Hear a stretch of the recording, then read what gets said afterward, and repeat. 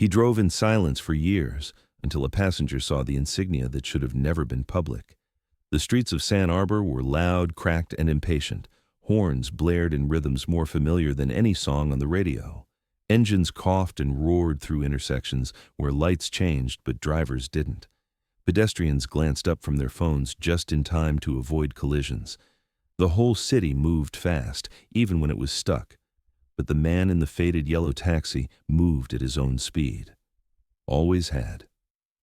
Cab number 2197 was old, boxy. The paint was chipped. The AC rattled in protest when turned on, so he rarely bothered. Inside, it smelled of leather, dust, and old coffee. The dashboard held no trinkets, no family photos, no phone mounts or flashy stickers. Just a small black and white photo of a man in uniform, paperclipped inside the visor. No name, no explanation. He never played music, never offered conversation. He just drove. The regulars called him Cap, short for captain, they joked, or maybe because he always wore the same weathered green cap pulled low over his eyes. Most assumed he was ex-military. Some assumed he wasn't. No one asked. Until that day. It was just after noon, a hot Thursday. Downtown was baking in glass and steel and fumes. Cap had just dropped off a silent passenger in front of the courthouse and was pulling away when he got pinged. Pick up on 4th and Main, government building. He pulled up to the curb, double-parked as always, engine idling low. A young man stepped out of the revolving doors, mid-20s, lean, cropped hair, carrying a duffel bag slung over one shoulder. He moved with purpose. Cap glanced at him in the rearview mirror as the door opened. "Airport," the kid said, sliding in. Cap nodded and shifted into gear. No words. They rode in silence for the first 5 minutes. The kid tapped something into his phone, then sighed, leaning back. "This city hasn't changed," he muttered. Cap didn't respond. More silence. Then the kid leaned forward slightly, adjusting the AC vent. That's when he saw it. On the right shoulder of Cap's faded jacket, just beneath the rolled-up sleeve, was a patch. Round, worn, barely holding on by its threads. The kid blinked. "Excuse me," he said carefully. "That patch? Where'd you get it?" Cap's eyes didn't move from the road, but something in his jaw tightened. The patch was a faded eagle clutching a dagger in its talons, the wings outstretched, a semicircle of 5 stars above it. "You don't find that at an army surplus," the kid added quietly. "No," Cap said. His voice was gravel, like it had been used sparingly over the years. "You don't." The kid sat back, studying him now. "That's Tier 1 insignia," he said. "Off-books operations. No unit name, no service branch. That's black tier clearance." Cap didn't answer. "I trained at Bragg," the kid said. "Only saw that patch once. It was on a wall behind glass, no labels. They just called it Ghost Unit." They drove in silence another block. Cap's voice returned. "You don't ask about that patch." "I'm not asking out of disrespect," the kid replied. "I'm asking because I've seen that insignia buried in training files marked Red Level Access Only. No one wears it. No one who's alive, anyway." Cap made a left onto an access road leading toward the interstate. "Some of us stayed alive," he said. "Just learned to disappear." The kid was quiet for a while. Finally, he spoke again. "Is it true what they say? That the ones who wore that patch operated without backup? No communications, no records, just objectives and extraction points?" Cap didn't confirm, didn't deny. But the faint twitch at the corner of his mouth wasn't quite a smile. "They told us stories," the kid continued, "that some of those teams pulled off extractions deep behind enemy lines, missions that were never logged, targets that weren't supposed to exist." Cap changed lanes. "Stories," he said simply. "They always sound better than the truth." The airport signs came into view. Still, the kid couldn't stop staring. That patch, that voice, that stillness, it wasn't something you faked. "Can I ask one thing?" he said. Cap gave the faintest nod. "Why drive a taxi?" Cap pulled to the curb in the departures lane. "Because nobody asks questions," he replied. The kid nodded slowly. He reached for his wallet. "No charge," Cap said. "Go do your job." The kid hesitated, then stepped out. As he pulled the duffel over his shoulder, he looked back. "What's your name, sir?" Cap met his gaze in the rear view. "Doesn't matter. But if you ever get stuck somewhere dark and the mission feels too big, look for 2197. The cab pulled away. That should have been the end of it. But it wasn't. Because the kid?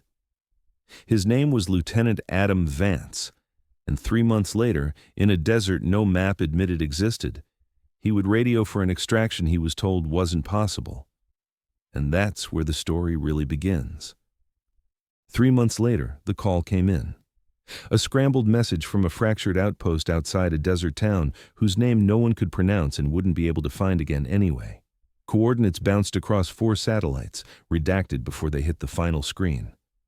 Extraction request, 6 active, 1 wounded, hostiles closing, comms compromised. No call sign, no verification, just the coordinates, and the code that said, "We're not supposed to be here, but we are." Lieutenant Adam Vance pressed the mic. "Copy, stand by." But there was no backup. The map showed a blank space. Command said nothing. Intel said, "No one's out there." Logistics said, "No airframe available." The standard answer for operations that weren't supposed to exist. Adam looked at the other 5 men around him, dust-covered, sunburnt, bleeding. They'd completed the mission, but nobody was coming. Unless... He reached into his vest pocket and pulled out the folded yellow card he'd kept since that day at the airport. A faded business card, no phone number, no email. Just a number handwritten in black ink, 2197. He spoke into the mic. "Requesting local extraction 2197. Repeat, 2197 static." Then silence. Then a voice. Old, graveled, calm. "How many?" Adam's throat tightened. 6. 1 wounded. "Location?" Adam read the numbers. "ETA," he asked. "Look west," came the answer. Adam turned. In the shimmering horizon heat, a shape began to form. Low, fast, dust billowing behind it, boxy, yellow, a cab. It wasn't possible. Not really. But then again, everything about this was impossible. The taxi pulled to a stop half a mile out. The engine didn't roar. It purred like an old cat that had seen too many battles and had nothing left to prove. The door opened. Cap stepped out. Same green cap, same jacket, same patch. No body armor, no weapon, just a grip in his posture that made every man on the ridge stop breathing. "You boys look like hell," he muttered. Adam approached, almost unsure if this was real. "You came." Cap looked at him. "You called." Behind him, the other men stared. "Is that a cab?" one whispered. Cap looked at the wounded man. "He walk?" "Barely." Cap nodded. "We'll make it work." He popped the trunk, pulling out a collapsible stretcher. No logos, no serial numbers, just canvas and steel and memory. Together, they loaded the wounded man. The others squeezed into the back and front seats. Adam rode shotgun. They drove in silence. No questions, no explanations. Halfway through the ride, Adam finally spoke. "Why help us?" Cap kept his eyes on the dirt path ahead. "Because someone helped me once, in a place no one remembers, and because you asked the right question, when no one else ever did." They reached the airstrip just before sunset. A cargo plane was waiting, its crew unaware of what it was picking up, just coordinates, just orders. As the men disembarked, Cap handed Adam a small patch. It was blank, black thread on black cloth, barely visible, but unmistakable. Adam looked up. "What is this?" Cap's face was unreadable. "It means you've seen, and you didn't look away." He turned back to his cab. "Will I see you again?" Adam asked. Cap paused. "Only if you need to." Months later, back in the States, Adam stood in front of a room full of new recruits. He wasn't supposed to talk about what happened. The mission was gone from the records. The team reassigned, the location scrubbed. But he told them a story anyway, about silence, about forgotten men, about patches that meant more than medals. One of the rookies raised his hand. "Did he have a name?" Adam smiled. "Number." But he had a number. He held up the patch, 2197. Later that night, Adam walked the streets of San Arbor. Taxis passed, horns blared, life went on, but one cab slowed as it passed him. No lights, no license visible, just a silhouette in the driver's seat and a familiar patch on the arm. Then it was gone. But Adam didn't need to follow, because some men aren't meant to be found. They find you.